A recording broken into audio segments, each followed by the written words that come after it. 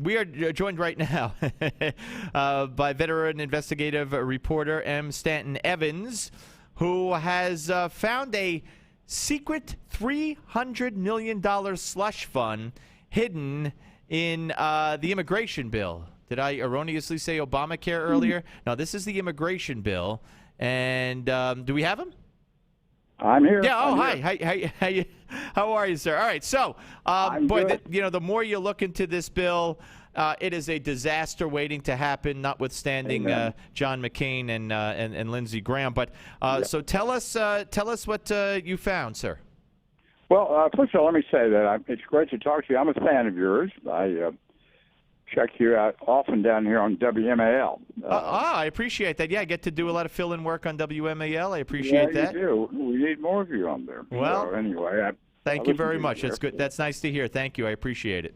You're most welcome. Anyway, what you've correctly stated. What's wrong with this bill overall? It's a stealth operation. Basically, it's what I found. That is, their talking points are all one way. When you look at the bill, the facts are all another way.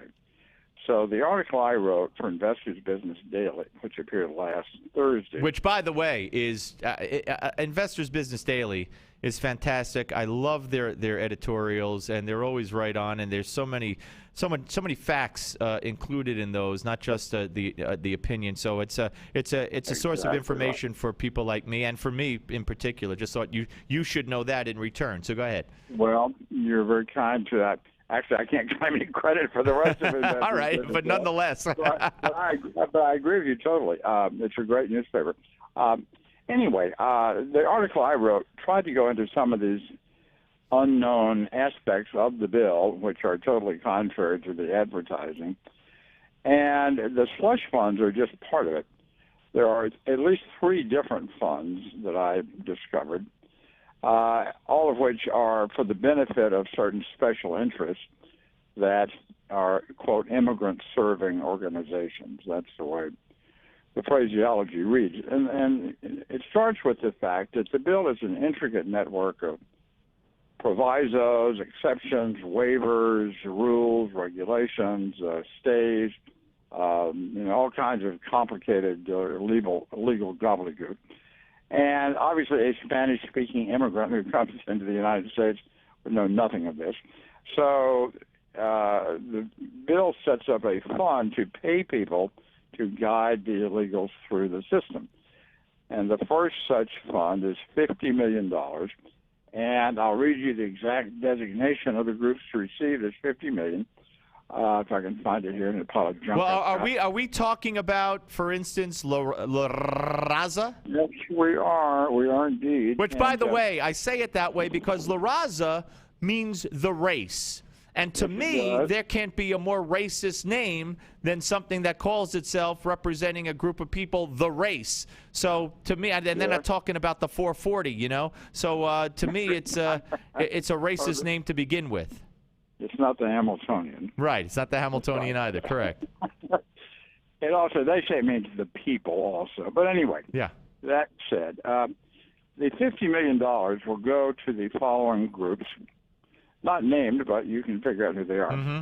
They are nonprofit, quote, immigrant-serving, unquote, organizations whose staffs have, quote, demonstrated qualifications, experience, and expertise in providing quality services to immigrants, unquote. They get the $50 million, and they will guide the immigrants through the process. And there are 2 other funds of even larger amounts, which are also directed to the same kind of groups. This makes a lot more sense than the publicity we hear about it when you know that the bill was guided through the Senate by a lady who works for Obama now, who is a former official of La Raza. She is prominently featured in my article. So that's what's going on here. You've got at one level, and there are many other features of this legislation which are very hard to believe, but it's basically a wish list for these immigrant-serving groups dressed up as conservative legislation, Well, all the conservatism is pretty bogus, and the immigrant serving is real. Right, and we're talking to M. Stanton Evans, veteran investigative reporter who uncovered this $300 million slush fund for Investors Business Daily here on the Steve Malzberg Show. And isn't it true, sir? I mean, as I alluded to earlier, and you confirmed basically that, you know, it was like the health care bill. You have to pass it to know what's in it, and we still don't know what's in it. And this isn't just an immigration bill. These bills, and I'm not a congressman. I've never been in Congress. I've never been elected to anything except Homeowners Association. But the fact of the matter is, these bills could be passed if you want certain things done in under 100 pages. Certainly, we're talking about thousands and thousands of pages. We don't have a clue what this is going to bring upon the American people. You're exactly right. One of the things that shows this very clearly is the three passport rule. This rule in the legislation says that if you forge three passports, then you're in trouble, indicating that if you forge two passports, you're not. You're not. Well, I'm glad you brought that up, because I've been meaning to play the tape, which I don't have time to do now. I have CNS News asking John McCain and Pat Leahy about this. And Leahy actually says it like you did, but McCain didn't even know. That's correct. Why is it okay to forge one passport as an illegal and remain in this country? What is that about? Well, very good question.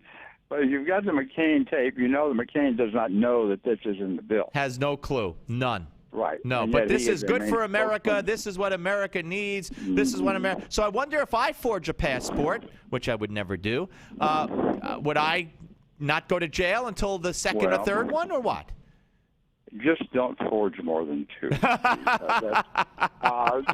the same thing is true for drunken driving convictions. If you're convicted of 3 drunken driving offenses, I don't know how many you have, but I don't have that many. And if you have 3, you can be in legal trouble, but 2 is okay.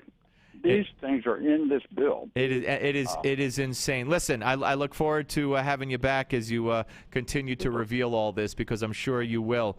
We're up against a hard break. I thank you for your kind words, and it was nice talking to you. The pleasure is mine. You take care. Take care. You too. M. Stanton Evans, ladies and gentlemen, Investors Business.